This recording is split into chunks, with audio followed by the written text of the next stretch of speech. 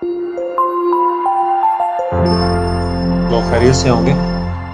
अपने communication studies में आज हमारा जो लेक्चर है ये है टाइप्स ऑफ कम्युनिकेशन। तो अगर हम पहले थोड़ा सा रिवाइज कर लें तो हमने कम्युनिकेशन को हमने डिफ़ाइन किया था कि ये एक प्रोसेस है। और प्रोसेस किस चीज़ का है? Process of exchange of information. ये एक प्रोसेस है जिसमें एक्सचेंज ऑफ इंफॉर्मेशन होता है, ठीक है, from one source to another source, ठीक है।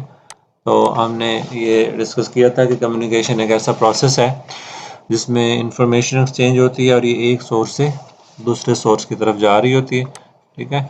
लाइक अगर ये ऐसे जा रही है तो ये वन वे इंफॉर्मेशन है, वन वे कम्युनिकेशन है, और अगर ये इस तरह से जा रही है तो ये टू वे कम्युनिकेशन है, ठीक है। और टू वे कम्युनिकेशन ही हमेशा सक्सेसफुल कम्युनिकेशन होती है।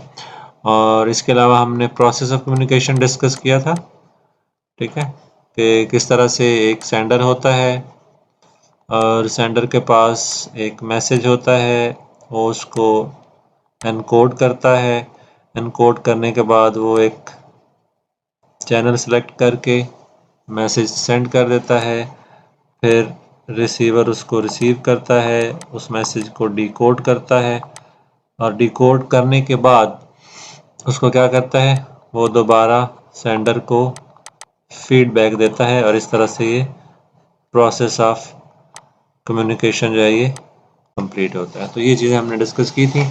और जब हमने टाइप्स की बात की थी, टाइप्स ऑफ कम्युनिकेशन की, तो हमने कहा था कि एक वर्बल कम्युनिकेशन होती है और एक नॉन वर्बल होती है। वर्बल वो वाली कम्युनिकेशन है जिसमें वर्ड्स यूज़ किए जाते हैं, और नॉन वर्बल वो वाली कम्युनिकेशन है जिसमें वर्ड्स इस्तेमाल नहीं होते हैं, ये विदाउट वर्ड्स होती है। आगे चलते हैं जी। Verbal communication is the communication in which the words are used.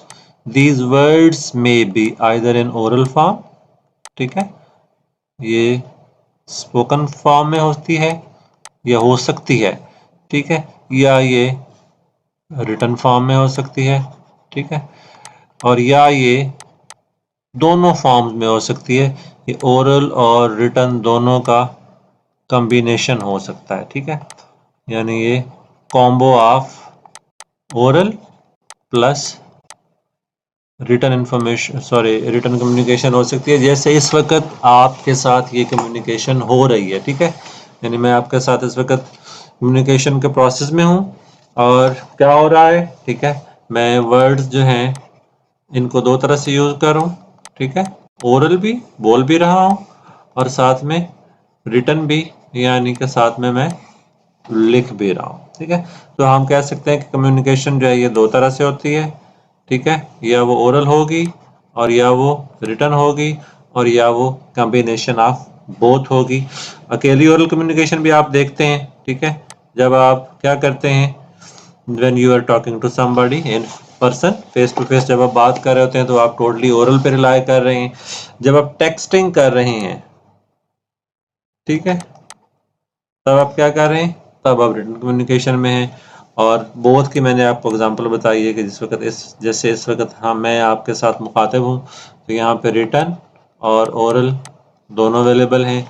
या समटाइम जैसे आप स्काइप पे बात करते हैं, ठीक है, और या जूम पे आप क्लास ले रहे होते हैं, तो इन पे बात करते हुए साथ में आपकी आवाज़ भी जा रही है, कम्युनिकेट कर रहे हैं, और साथ में आपके टेक्स्ट जो हैं या मैसेजेस जो हैं वो भी साथ में जा रहे हैं, तो आपकी टू वे कम्युनिकेशन हो जाती है, ओरल भी और रिटन।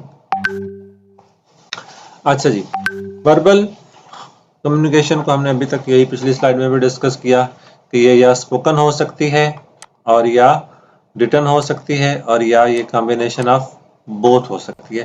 तो हम अभी डिस्कस करते हैं ओरल कम्युनिकेशन को कि ओरल कम्युनिकेशन क्या है और इसके मेरिट्स क्या है।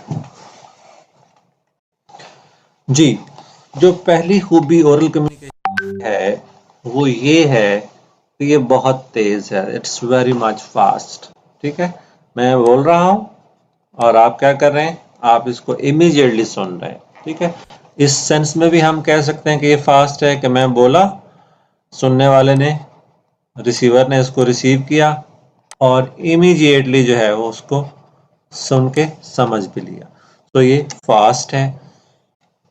एक्सटेम्पोरे, ठीक है, उर्दू में कहते हैं फिल बदी, सोचे समझे बगैर। आप जैसे ही आपके सामने कोई बंदा मौजूद है, आप उसके साथ इमीडिएटली बात कर सकते हैं और हम इसे कह सकते हैं कि ये क्या है, दिस इज एन एक्सटेम्पोरे एफर्ट। ये एक फिलबदी काम, एक फिलबदी एक्टिविटी है, जहां आप पहले को लंबी चौड़ी तैयारियां करके नहीं बैठे होते, बल्कि आप इमीडिएटली स्टार्ट कर देते हैं और बोलना शुरू कर देते हैं। ओके जी, नंबर 3 इज टाइम सेविंग। ये टाइम सेविंग बहुत होती है। कैसे टाइम सेविंग है? फौरन सवाल, फौरन जवाब, ठीक है, इस तरह से भी टाइम सेविंग है। और इस तरह से भी टाइम सेविंग है कि आपको लिखने में काफ़ी तगोदो करनी पड़ती है, सोच समझ के लिखना पड़ता है, ये वो। यहाँ पे ऐसा नहीं है, आप इमीडिएटली सोचते हैं, थोड़ा सा सोचा और उस पर बोल दिया। Number 4, money saving. डेफिनेटली कोई रिसोर्सेज यूज नहीं होते, बस आपने बात कर ली, दैट्स इट, और आपका इस पर कोई खर्चा नहीं है, बातें करते जाएं, बात होती जाए। More effective. अच्छा, इफेक्टिव कैसे है भाई? चूंकि आप बात कर रहे हैं और बंदा आपको लाइव सुन रहा है, तो डेफिनेटली वो आपको इमीडिएटली आपकी बात को समझेगा, आपकी बात को सोचेगा, उसको अच्छे वे में रिस्पॉन्ड करेगा। तो हम इसे कहते हैं कि ये क्या है, ये ज़्यादा इफेक्टिव होती है रिटर्न कम्युनिकेशन की निस्बत। अच्छे अंदाज में इमीडिएट आपको रिस्पॉन्सेज मिलते हैं। Less chances of confusion. जब आप ओरल कम्युनिकेशन में इन्वॉल्व होते हैं तो आपके पास कंफ्यूजन के चांसेस काफ़ी कम होते हैं, ठीक है, क्योंकि आप फेस टू फेस बैठे हैं, ठीक है, या टेलीफोनिकली भी बात कर रहे हैं। तो अगर सेंडर और रिसीवर के बीच में कोई मिसअंडरस्टैंडिंग है, कोई कंफ्यूजन है, तो रिसीवर फ़ौरन उस सेंडर से पूछ लेता है कि भाई ये आपने क्या कहा, इसका क्या मतलब है, और सेंडर उसको इमीडिएटली क्लियर कर देता है। तो उसमें कंफ्यूजन के चांसेस जो है वो काफ़ी कम होते हैं। इमीडिएट फीडबैक, जी बिल्कुल, फीडबैक फौरन मिलता है। ठीक है, मैंने आपसे कहा कि यार मुझे ज़रा 50,000 रुपए चाहिए, ठीक है, तो आपने फौरन कहा कि माजरत भाई मेरे पास नहीं है, ठीक है, इमीडिएट फीडबैक। कोई लंबी चौड़ी जो है ना वो इसमें आपको फीडबैक के लिए वेट नहीं करना पड़ता। चाहे जाए कि आप सम टाइम जो रिसीवर है वो ये ना कह दे कि अच्छा जी मैं सोच के बताऊंगा, ठीक है, तो नॉर्मली हमारे पास इसका फीडबैक जो है वो इमीडिएट हो। क्लियरली कन्वेइंग, जैसे हमने यहाँ बात की कि लेस चांसेस ऑफ कंफ्यूजन है ना, तो ये चीज़ों को बहुत क्लियरली कन्वे करती है। इमीडिएट आपके सामने मौजूद होती है हर चीज़, आप बोल रहे हैं क्लियरली, आप अपनी चीज़ें कन्वे कर रहे हैं, तो आपके पास ये एक clearly conveying way of communication. Highly useful in emergency, ठीक है, इमरजेंसी है, इमीडिएटली आप शोर मचा के किसी को अपनी तरफ मुतवज्जे कर लेते हैं, मुख्तसर सा मैसेज दे के आप जो है वो अपनी बात कन्वे कर लेते हैं और आपको उसका जल्द अज जल्द रिस्पॉन्स मिल जाता है। मेरिट्स हैं तो यकीनन कुछ डीमेरिट्स भी होंगे, कुछ नुकसानात भी होंगे, ठीक है, तो सबसे पहला जिसका नुकसान है ना वो ये है कि ये टेम्परेरी इफेक्ट है, ठीक है, मैंने बोल दिया, आपने सुन लिया और बात खत्म हो गई, ठीक है, ये अगर जब तक रिकॉर्ड ना की जाए, जैसे मैं ये मैसेज रिकॉर्ड कर रहा हूँ, अगर ये जब तक रिकॉर्ड ना की जाए तब तक आप इसको क्या कहते हैं कि ये तो उड़ गई।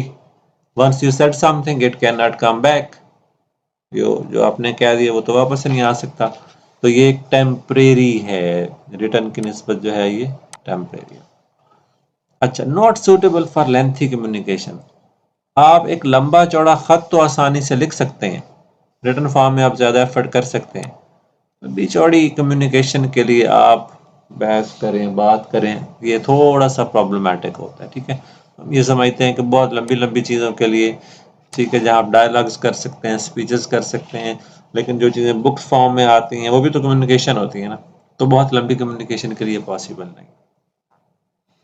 अच्छा जी, इमीडिएट डिसीजन मेकिंग जो है ना, ये एक ऐसी चीज़ है जिसे आप सम टाइम मैरिड भी कहते हैं और सम टाइम डीमैरिड भी कहते हैं। ठीक है, कैसे कि आपके पास ओरल कम्युनिकेशन में टाइम ही नहीं होता इमीडिएट डिसीजन करने का, फौरन डिसीजन करें जी जो भी करना है। ठीक है, तो क्या होता है, you have less time for thinking, वो आपको सोचने के लिए टाइम बड़ा कम मिलता है और सम टाइम फिर जो है जल्दी में आपसे डिसीजन थोड़े से गलत हो सकते हैं। अच्छा जी, then comes may cause issues for people with speaking disabilities. हर बंदा तो नॉर्मली स्पीकिंग वाली एक्टिविटी में इन्वॉल्व नहीं हो सकता।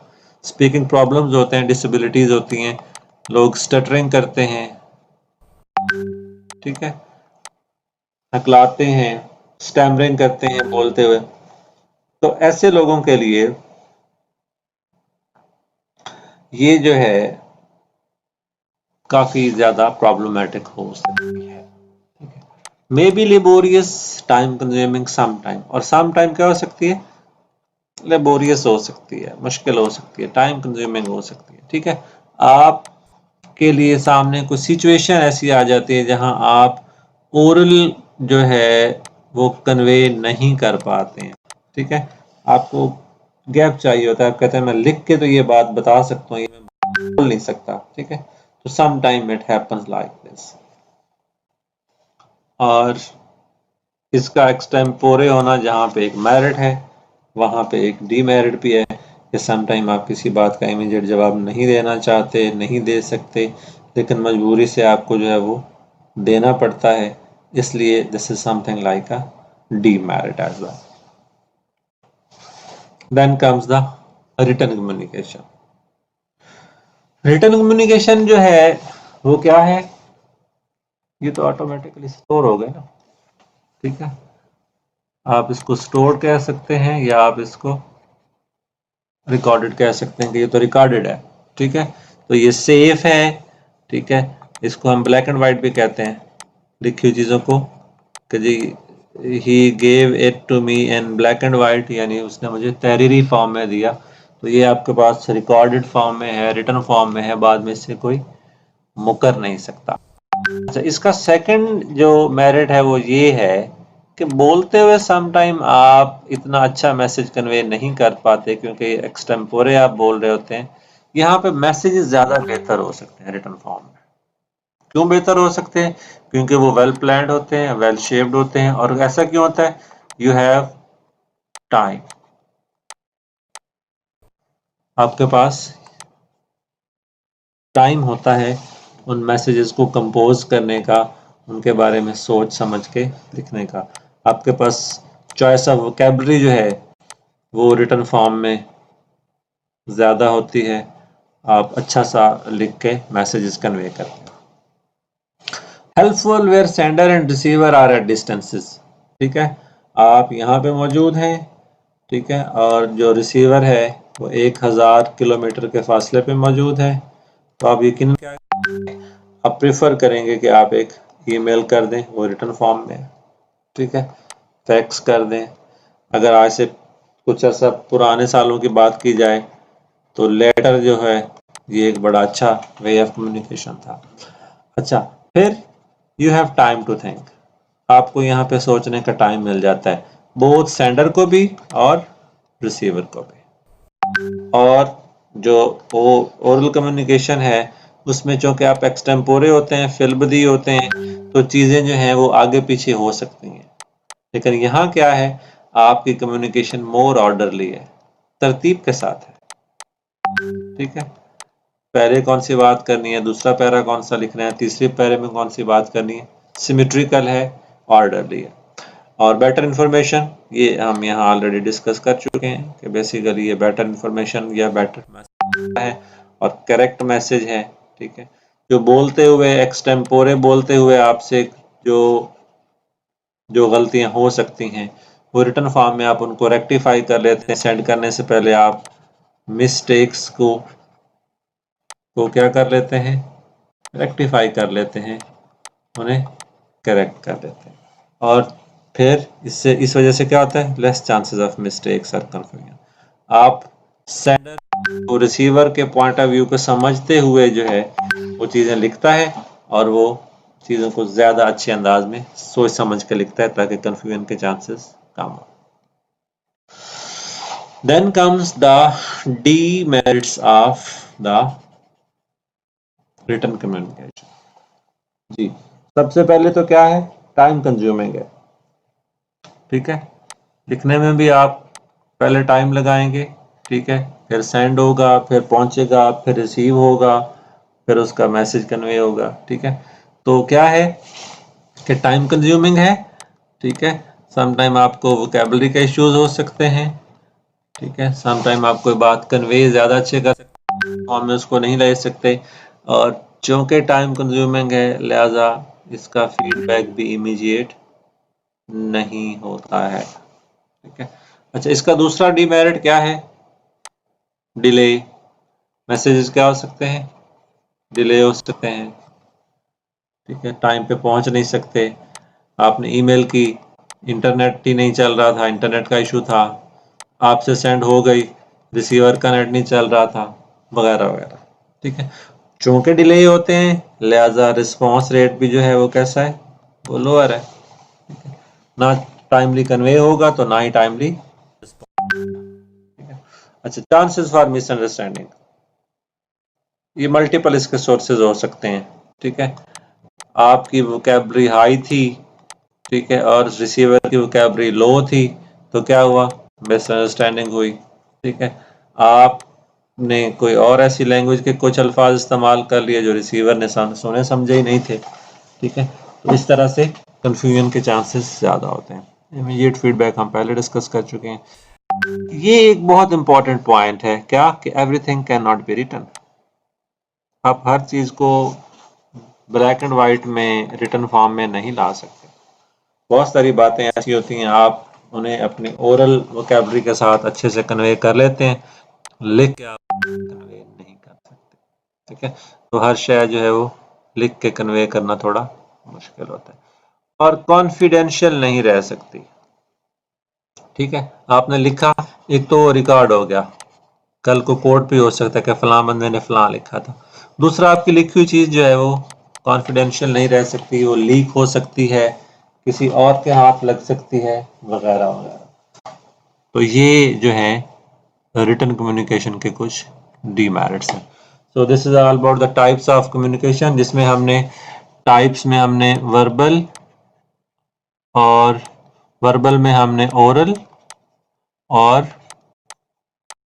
रिटन को डिस्कस किया। इंशाल्लाह नेक्स्ट लेक्चर में हम नॉन वर्बल कम्युनिकेशन जो है इसको इन डिटेल डिस्कस करेंगे। अगर आपके कोई सवालात हैं तो आप अपने सवालात वीडियो के कमेंट बॉक्स में भी लिख सकते हैं या व्हाट्सएप के ग्रुप में भी पूछ सकते हैं। Wish you good luck. अल्लाह हाफिज़।